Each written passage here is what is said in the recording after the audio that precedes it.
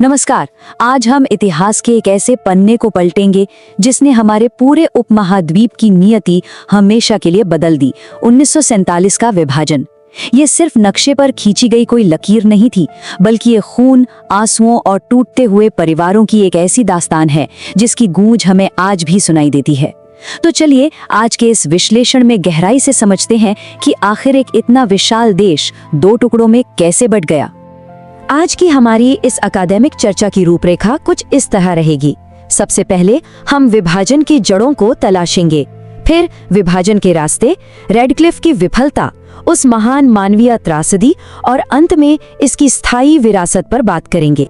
तो शुरुआत करते हैं हमारे पहले भाग से, विभाजन की जड़ें और इसकी औपनिवेशिक नींव।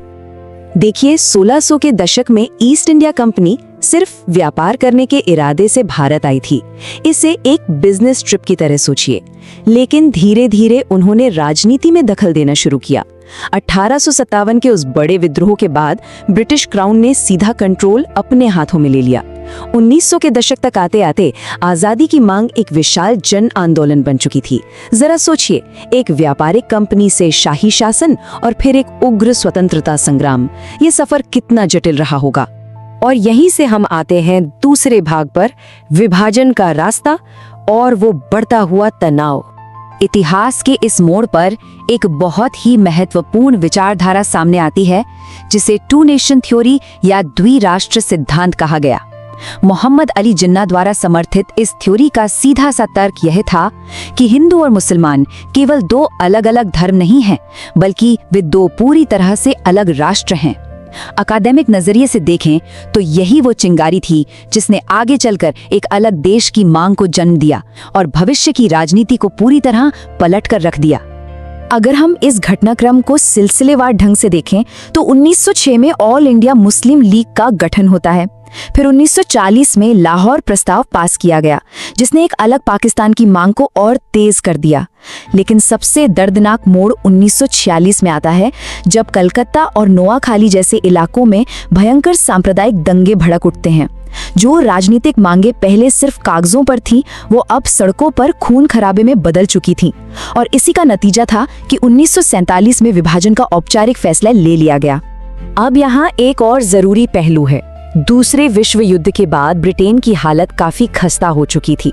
उनकी आर्थिक और सैन्य ताकत टूट चुकी थी। उधर भारत में लगातार विरोध प्रदर्शन और दंगे हो रहे थे। ब्रिटिश सरकार को ये अच्छी तरह समझ आ गया था कि अब इस अशांत और विशाल देश को संभालना उनके बस की बात नहीं है। इसी मजबूरी ने उनके यहाँ से जाने और सत्ता सौंपने की प्रक्रिया को बहुत ज्यादा तेज कर दिया। अब चलते हैं तीसरे भाग की तरफ, रेडक्लिफ कमीशन की विफलताएं और वो जल्दबाजी में किया गया बंटवारा। आगे बढ़ने से पहले मैं चाहता हूं कि आप इस सवाल पे थोड़ा विचार करें। एक राष्ट्र की सीमा आखिर खींचता कौन है?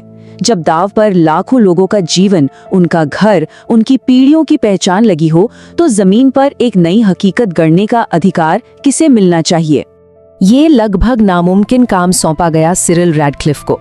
उन्हें पंजाब और बंगाल जैसे विशाल प्रांतों के बीच से एक ऐसी रेखा गुजारनी थी जिसे आज हम इतिहास में रेडक्लिफ लाइन के नाम से जानते हैं। लेकिन ये प्रक्रिया एक बहुत बड़ी प्रशासनिक विफलता साबित हुई। आप हैरान रह जाएंगे ये जानकर कि रेडक्लिफ ने इससे पहले कभी भारत देखा ही नहीं था। इसे ऐसे समझिए जैसे किसी इंसान की आंखों पर कसकर पट्टी बांध दी जाए और उससे कहा जाए कि एक भरे पूरे घर के बीचों बीच दीवार खड़ी कर दो। और इसके लिए उन्हें वक्त कितना मिला? सिर्फ कुछ हफ्ते। इस भयानक जल्दबाजी का नतीजा ये हुआ कि जब नक्शे पर लकीर खींची तो लाखों लोगों ने अचानक से खुद को सीमा के गलत तरफ पाया। और यहीं से शुरू होता है हमारा चौथा भाग, वो महान मानवीय त्रासदी, विस्थापन और अपनों को खोने का दर्द। 1 करोड़, ये कोई मामूली आंकड़ा नहीं है। ये इतिहास के सबसे बड़े जन स्थानांतरण का एक खौफनाक सच है। 1 करोड़ से ज्यादा लोग रातों रात बेघर हो गए। उन्हें अपनी पुश्तैनी जमीनें, अपने घर बार छोड़कर एक बिल्कुल अनजाने भविष्य की ओर भागने पर मजबूर होना पड़ा। ये पलायन कोई आम सफर नहीं था। लोगों को जो भी साधन मिला वो उसी से निकल पड़े।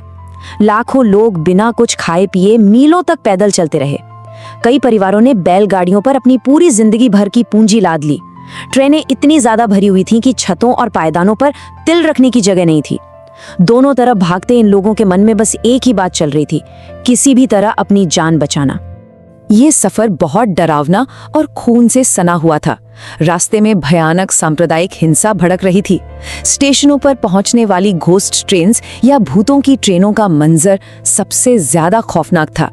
ये वो ट्रेनें थी जो जब अपनी मंजिल पर पहुंचती थीं तो उनमें कोई जिंदा इंसान नहीं बचता था, सिर्फ लाशें होती थीं। 10 लाख। इतिहासकारों का अनुमान है कि इस भयानक हिंसा में कम से कम 10 लाख लोगों ने अपनी जान गंवा दी।